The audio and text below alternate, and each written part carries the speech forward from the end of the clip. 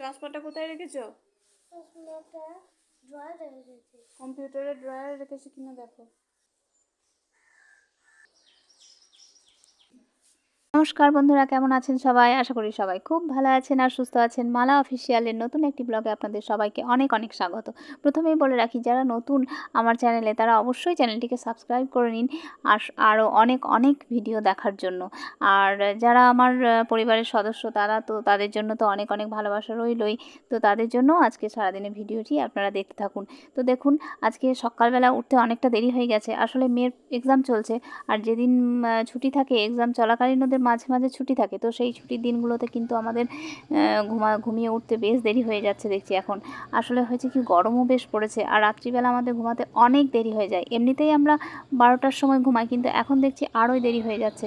তো যাই হোক, দেরি করে উঠলে কি হবে, বাজার তো যেতেই হবে। তো তাই জন্য ও রেডি হয়ে গেছে আর এদিকে বাজার বেরিয়ে যাচ্ছে। অন্যদিন দেখি যা কিছু আনার সেগুলো মা বাড়িতেই বলে দেন ঘরের মধ্যে, কিন্তু আজকে দেখছি মা বাইরে বেরিয়ে কিছু একটা কথা বলছেন। তো যাই হোক, পরে সেটা জানতে পারলাম। আসলে হয়েছে কি, মাহির সানগ্লাসটা ভেঙে গেছে গতকাল খেলা করতে গিয়ে, রায় দিদির সাথে খেলতে গিয়ে মাহি ভেঙে ফেলেছে। আর সেটা মা আমাকে বলছে না, কারণ আমি বকাবকি করব কোনো জিনিস নষ্ট হলে বা ভেঙে ফেললে বা হারিয়ে গেলে আমার কিন্তু খুব কষ্ট হয় জানেন। আসলে নিজে খুব সাধারণ পরিবারে বড় হয়েছি তো। আর সত্যি বলতে কি, আমি আমার মেয়েকে সবসময় প্রত্যেকটা জিনিসেরই অভাববোধটা শেখানোর কথা ভাবি। যে কোনো জিনিস চাইলেই যে দিয়ে দেবো, এটা কিন্তু আমি করি না। তো আমি হ্যাঁ, আমাদের খাবার পড়বার অভাব না থাকলেও আমাদের বিলাসিতা ছিল না। আমরা কোনো রকম বিলাসিতার মধ্যে বড় হয়নি। আমরা 4 ভাই বোন ছিলাম, মানে জেঠুর 2 মেয়ে আর আমরা 1 ভাই 1 বোন। তো আমরা 4 জনেই কিন্তু এভাবেই বড় হয়েছি। আর আমিও চেষ্টা করি আমার মেয়েকে প্রত্যেকটা জিনিসের গুরুত্ব বোঝাতে। আর যে কোনো জিনিস সহজেই যে পাওয়া যায় এটা কিন্তু নয়। তো সেটা প্রত্যেকটা বাবা মারই উচিত যে অভাববোধ বাচ্চাদের মধ্যে শেখানো। তো যাই হোক, আমি যতটা পারি চেষ্টা করি। আর এই যে দেখুন, ওরা বাজার বেরিয়ে যাওয়াতেই তারপর দেখছি অনেক জামাকাপড় গতকাল কি হয়েছে, সব কাচা হয়েছিল। তো সেগুলো এখন হচ্ছে কি, গরমের জন্য দোতলায় থাকা যায় না। আর কোনো রকমে ছাদ থেকে তুলে এনে বা প্রতিদিন হয়তো ছাদে যেতেও পারি না, এত রোদ্দুর।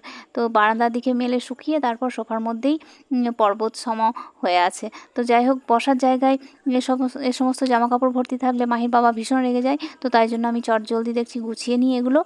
যেহেতু ওরা এখন বাজারে গেছে, তো তাই জন্য আমার হাতেও এখন একটু সময় আছে। আর চা খাওয়ার ব্যাপারটাও এখন গত কয়েকদিন দেখছি হচ্ছে না। মাহির বাবা দেখছি এখন চা খেতে চাইছে না গরমের জন্য, খাচ্ছে তবে শরবত, লেবু দিয়ে শরবত খেতে চাইছে। তো সেটা বানিয়ে দেবো বাজার থেকে ফিরলে। আর মাহিকেও এদিকে দুধ বিস্কুট দিয়ে দেবো।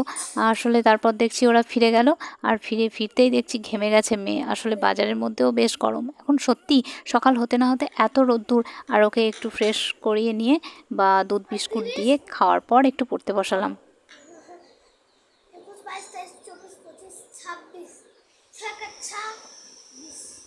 তারপর মেয়েকে কিছুক্ষণ পড়ানোর পর আমি দেখলাম আমার অনেকটা সেলাইয়ের কাজ পড়ে আছে।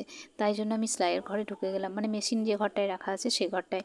আর সেলাইয়ের কাজগুলো যতটা পারলাম এগিয়ে রাখলাম।